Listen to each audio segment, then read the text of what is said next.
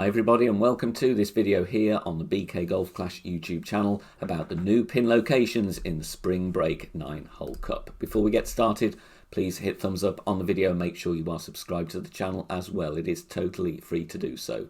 Lots of content on the channel homepage to help you improve your gameplay, so please do check that out as well.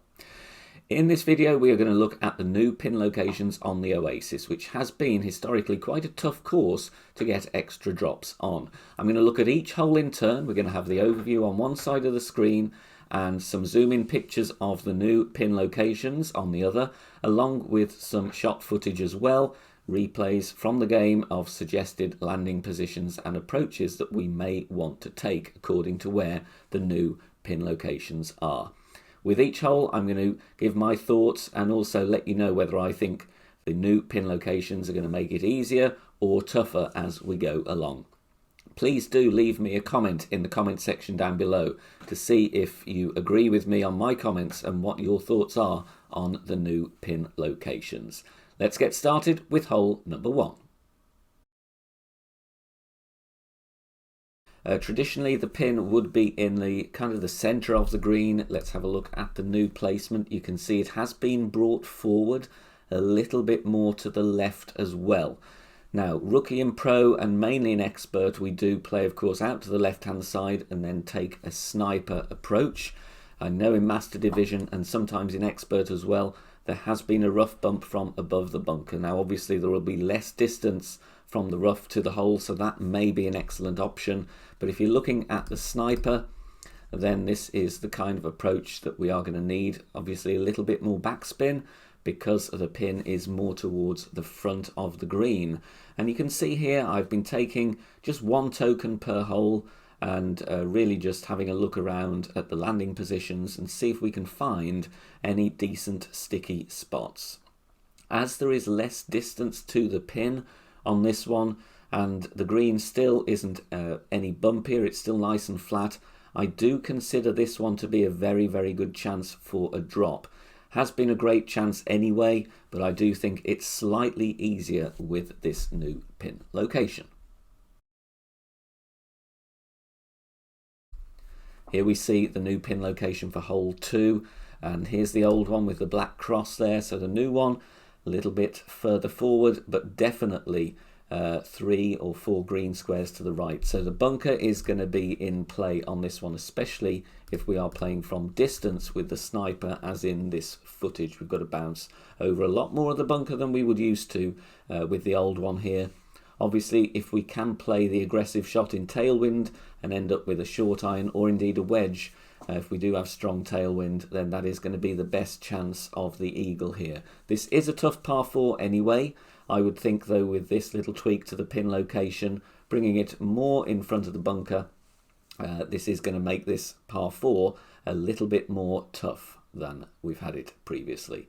There you can see we do have an attempt bouncing over, comes in close, but that is going to be a tough shot to drop.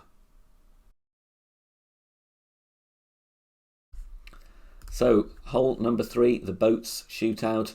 Pin has been moved to the middle of the green, as you can see here. So there's a variety of shots that people play. Some people bounce on that fairway there, and there is the aggressive rough bump options either side of the green. It is going to be difficult though to find a shot here, I think, with where the pin is now, because there is less distance, and before we were using that slope on the green to bring it round to the left. The long iron from middle tee here, which is where this example is taken from, is quite appealing. Sniper rough bump, again very risky. You've got to get your adjustment right, otherwise you may land in the bunker directly or fly the green. I've done that a few times myself. So this one is going to be difficult here. Tough par 3 anyway. In terms of difficulty, is it any tougher? Time will tell on that one, but it certainly isn't any easier in my opinion.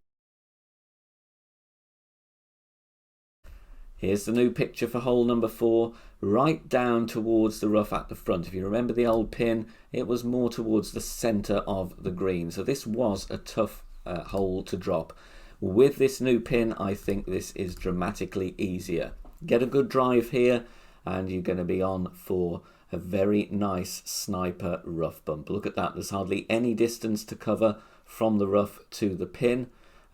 Of course, we've got to find a good landing position here, which is what I'm having a look at in the video, and mixing around with side spin and back spin to try and find a consistent spot in the rough. The issue here is sometimes we are going to adjust down into the sand, so that will lose a little bit of distance. But I do think this is going to be a very, very good shot for an eagle on this par 4. A little bit easier than the old pin position. As you can see, my first look at this one does come in nicely, just a little bit of an under adjustment there, but a very good chance with the pin being towards the fringe. Here's the new pin for hole number 5, and there is the old one. So you can see it moved dramatically to the left here. So this, in my opinion, makes the hole much, much harder. As it is a mini tournament, we do want to try and be aggressive here. Very, very interested to see what a side spin 4 ball will do here. Maybe even a power 4. If you've got decent premium balls here, they will help. But look, in that tailwind angle, we would be adjusting down into the bunker, so that is something to factor in. The rough bump, in my opinion, is going to be the play here, and without doubt, this new pin location on this par 3 is making the hole considerably tougher if you want to go aggressive and pursue the chance for a hole in one. First attempt at the rough bump here from second tee does come in with a decent speed. A little bit of a tweak needed on the adjustment, but that is going to be the play if you want the hole in one. Hole 6, very tough par 5, and the chance for an albatross here dramatically reduced compared to hole number 1. There's the new pin being moved to the right and maybe a little bit further back on the green. Now this was a very, very tough shot to drop anyway because of the distance and also the slope that we were playing on before. And you can see here the footage. I'm a little bit short on the drive and we do have headwind. I would consider it very, very valuable to push this drive as far as you can on those 3 islands to the left, and also a little bit further to the left as well, because even with a side spin 3 ball here where I am, I'm having to set the second bounce very, very close to the rough. So I think if we can position ourselves a little bit more to the left, then we can attack the pin directly rather than going in from the left side of the green and using the slope as we used to do. I do adjust into overpower, so just to have a little look at the shot, I do play with a couple of rings, but like I said, a longer drive and positioning out towards the left as we look at the overview is going to give us a better look at the pin for our second shot.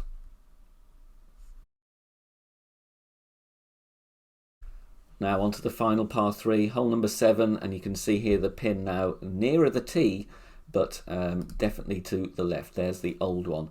Now on this one, really, they could put the pin anywhere, in my opinion. It would make this hole no easier, may even be making it a little bit tougher.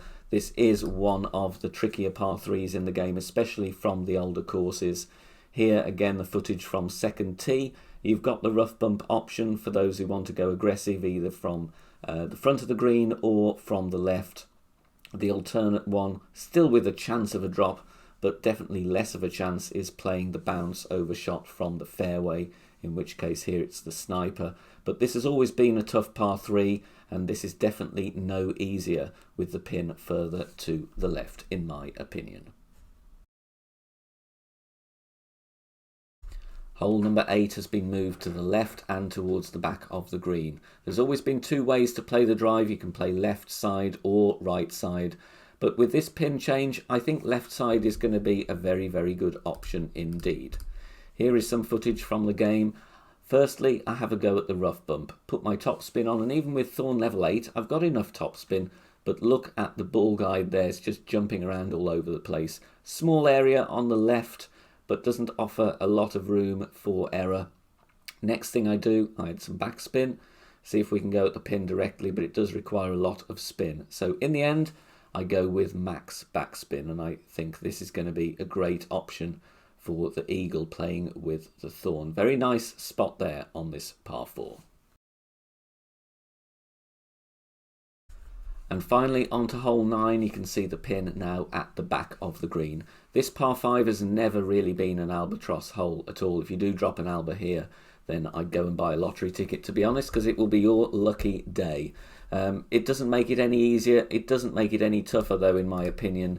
If anything, this shot with the sniper from that island is going to be a little bit more user friendly because we don't need as much curl. So there is a slight improved chance of the albatross here, but most people are going to get an eagle on this one. But the key, as always with this hole, is to get a good drive, because there is a lot of danger you can fall into. Thank you everybody for watching this video on the Spring Break 9 Hole Cup. I do hope you found it useful, and it will help you prepare for the tournament with the new pin locations. Don't forget to leave me a comment with your thoughts on the new pin locations for the Oasis, and we'll look forward to seeing you all very soon. Take care, bye for now.